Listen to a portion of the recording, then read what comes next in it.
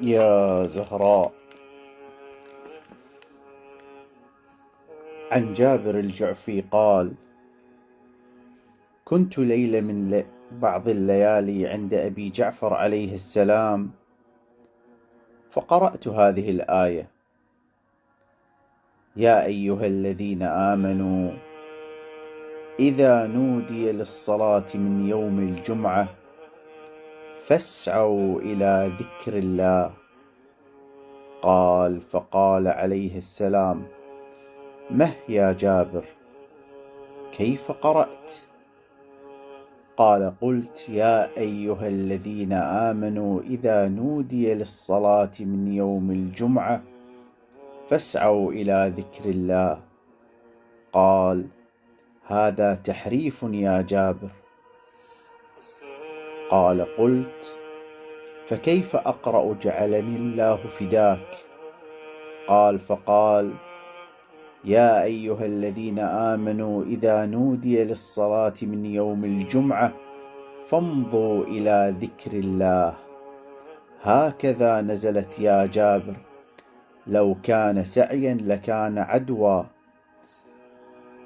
لما كرهه رسول الله صلى الله عليه وآله. لقد كان يكره أن يعدو الرجل إلى الصلاة. يا جابر، لم سميت يوم الجمعة جمعة؟ قال: قلت: تخبرني جعلني الله فداك. قال: أفلا أخبرك بتأويله الأعظم؟ قلت: بلى جعلني الله فداك. فقال: يا جابر، سمى الله الجمعة جمعة لأن الله عز وجل جمع في ذلك اليوم الأولين والآخرين، وجمع ما خلق الله من الجن والإنس، وكل شيء خلق ربنا، والسماوات والأراضين والبحار والجنة والنار، وكل شيء خلق الله في الميثاق، فأخذ الميثاق منهم له بالربوبية، ولمحمد صلى الله عليه وآله بالنبوة، ولعلي عليه السلام بالولاية. وفي ذلك اليوم قال الله للسماوات والأرض: ائتيا طوعا أو كرها، قالتا أتينا طائعين.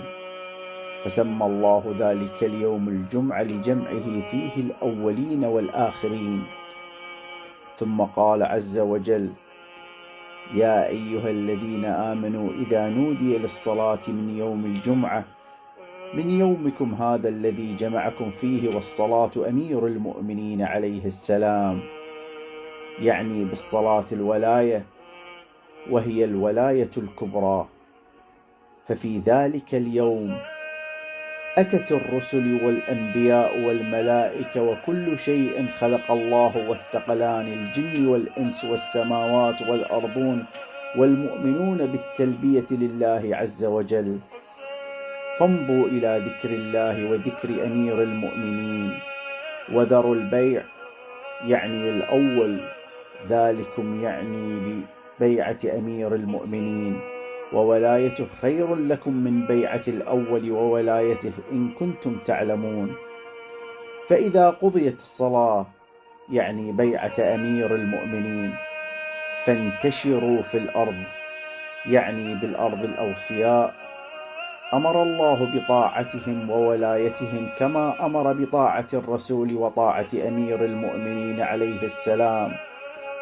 كن الله في ذلك عن أسمائهم فسماهم بالأرض. وابتغوا من فضل الله. قال جابر: وابتغوا من فضل الله. تحريف، هكذا أنزلت: وابتغوا فضل الله على الأوصياء، واذكروا الله كثيرا لعلكم تفلحون. ثم خاطب الله عز وجل في ذلك الموقف محمدا صلى الله عليه وآله،